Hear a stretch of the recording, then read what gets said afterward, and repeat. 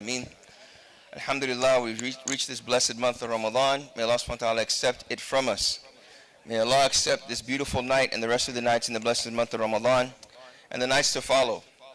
I want to capitalize on one verse that all of us know, and it is part of the first juz of the Quran, but it is something that we recite.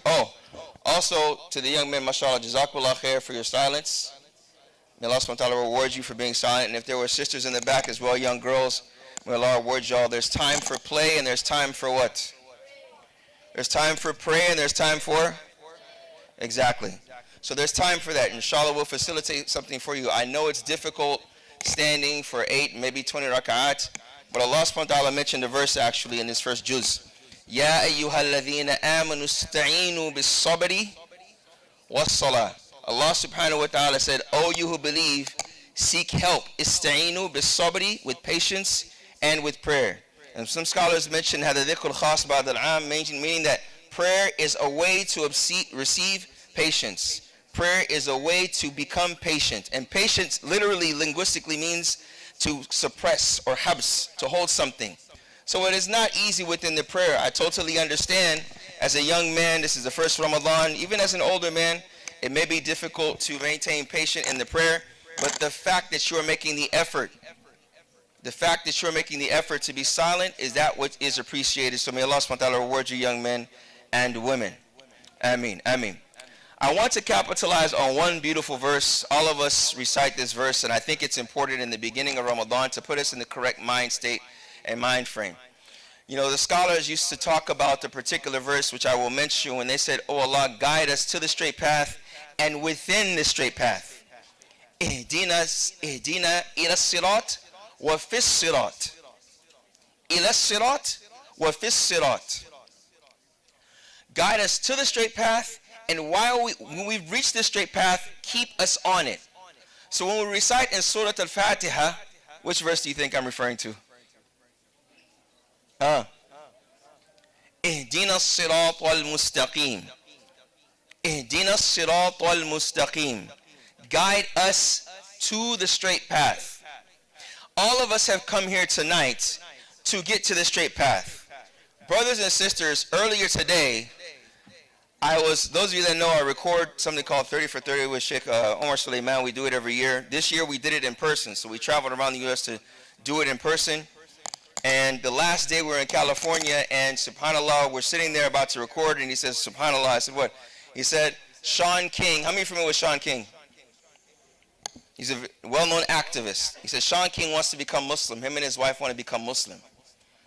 So earlier today at Salat al-Asr, they flew down, and they became Muslim. They announced their Shahada.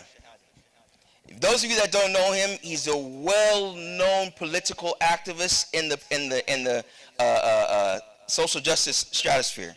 He's well-known. So there's going to be a lot of people. There's going to be an influx of people that may become Muslim because of this individual. So when we talk about Ihdina as-sirat al-mustaqim, guide us to the straight path, brothers and sisters, you never know who will come to you wanting guidance.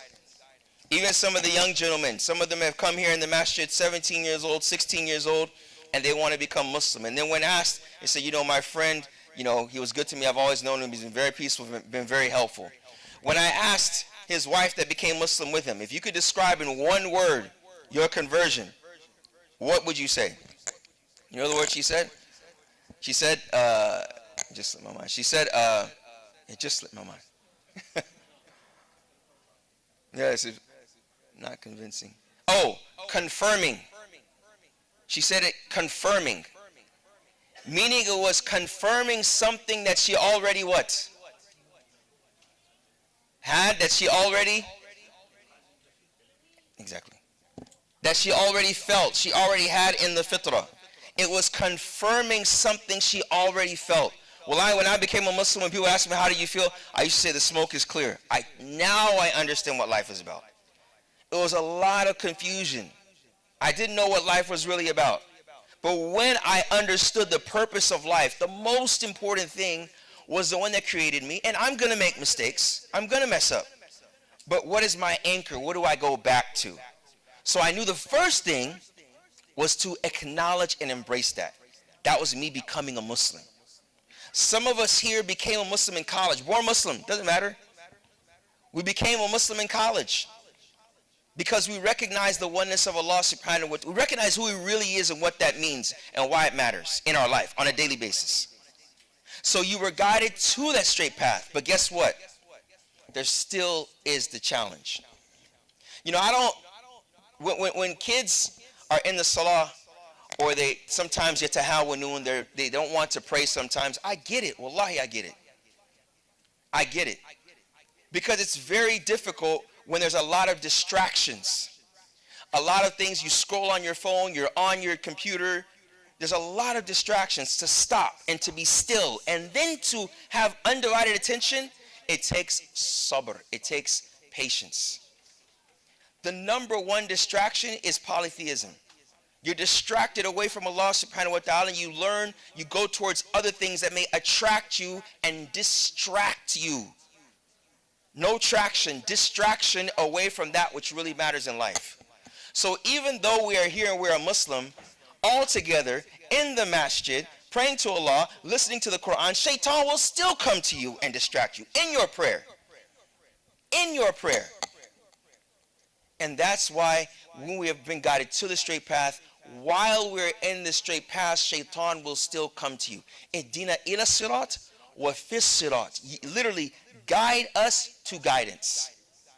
Make us of those that are consistent in guidance. Some of us, hopefully, the 30 days, the majority of the 30 days of Ramadan, we are praying in jama'ah, in congregation, and hopefully we're praying Taraweeh. Hopefully we'll be able to pick up the Quran and have some type of introspection, to look inside of ourselves and to say to ourselves, this is going to be the best Ramadan of my life, inshallah. Every Ramadan should be the best one. You look back and you say, alhamdulillah, this is my best Ramadan. To be honest, some of us have said, last Ramadan was not my best. It's okay. It's okay. You're still here. And there's still that opportunity for you to be the best version of yourself for the sake of Allah subhanahu wa ta'ala. So in conclusion, brothers and sisters, alhamdulillah, praise Allah.